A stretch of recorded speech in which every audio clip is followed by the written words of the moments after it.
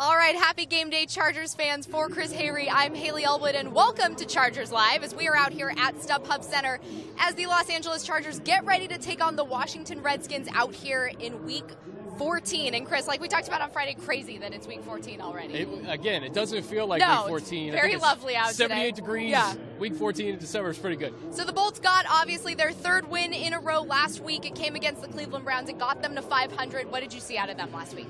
Well, I think the formula, the last three games has been the same. It's been get Keenan Allen involved on the offensive side and take the football away and take care of the football. Absolutely. A plus 10 turnover differential the last three games.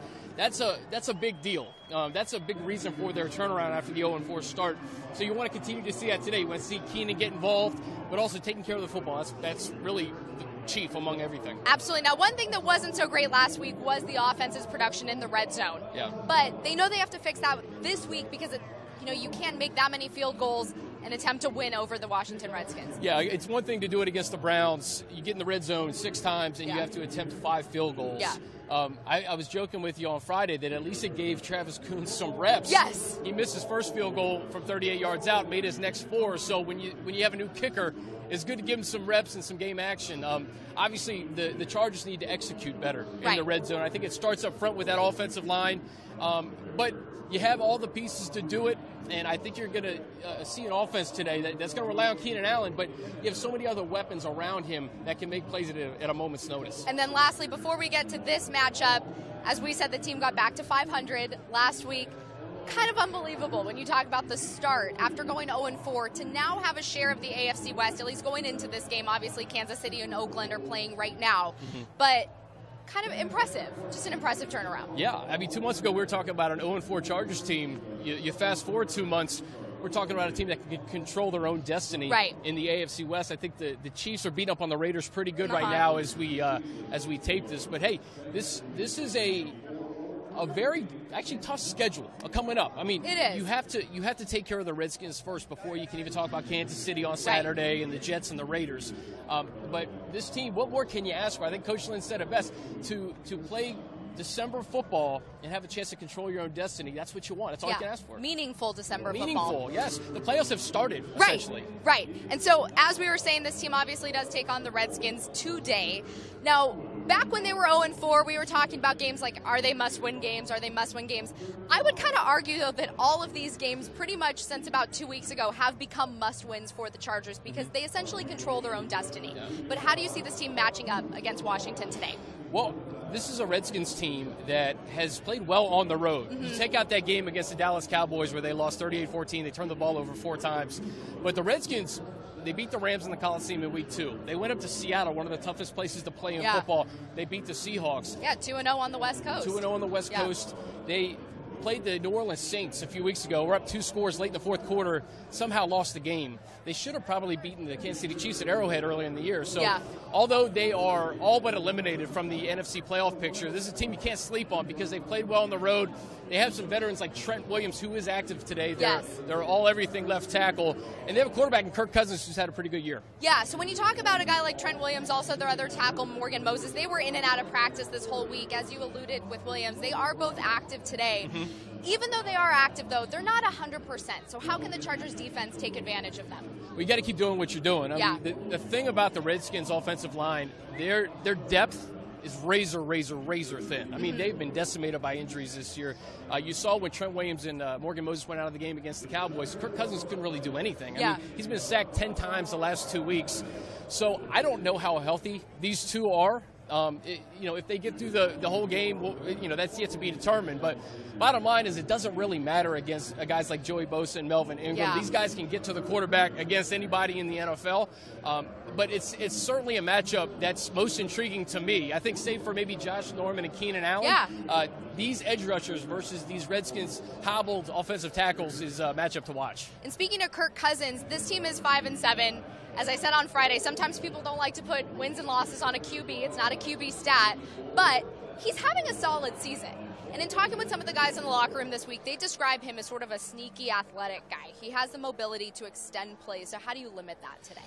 Well, you look at Phillip Rivers and Kirk Cousins' stats, they're near identical. They both have 21 touchdowns. Kirk has 8 interceptions. Phillip has 7. They both average 274 passing yards per game. I think with Cousins, he has the ability to extend plays. They'll call the occasional zone read for him, Haley. But he can make plays out of the pocket.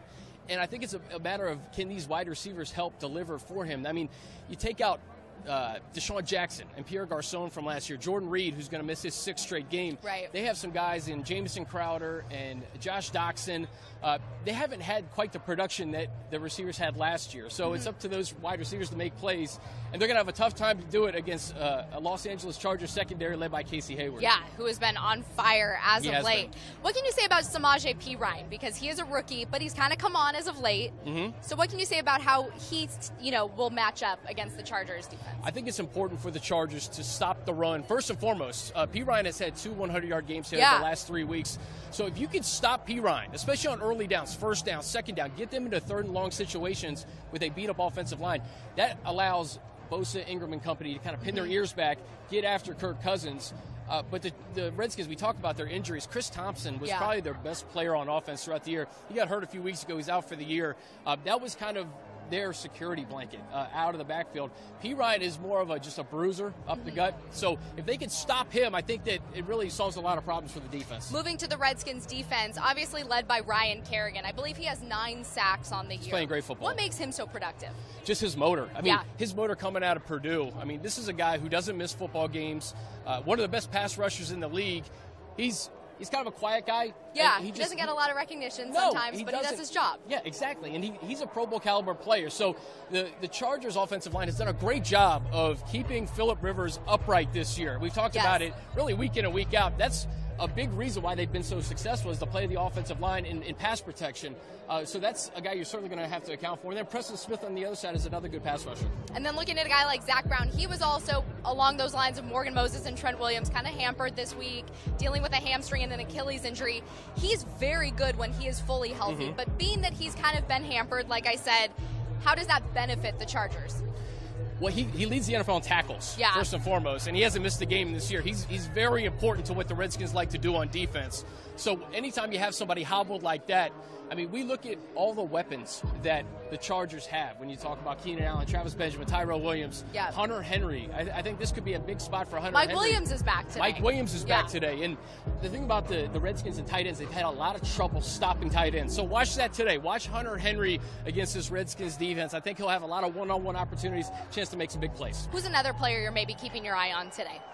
Honestly, Travis Coons, because he's listen, we're in December now. The Chargers have the opportunity to control their own destiny.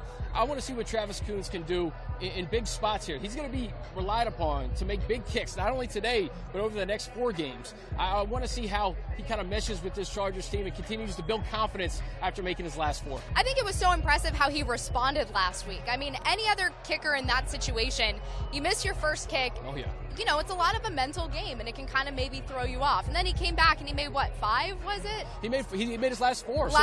He was 4 or 5, and I think Coach Lynn alluded to that, Haley. He talked about how he liked how Coons responded. His resolve was very nice. It was. And when you have the offense and the defense clicking like this, you want the kicking game to be on the same page, and hopefully Travis can make some big kicks today. Yep, get that third phase going. All right, well, thank you so much for joining us out here on Chargers Live. If you are in the Los Angeles or Orange County area, the game will kick off at 1:05 p.m. on CBS. Otherwise, be sure to check your local listings. Enjoy the game.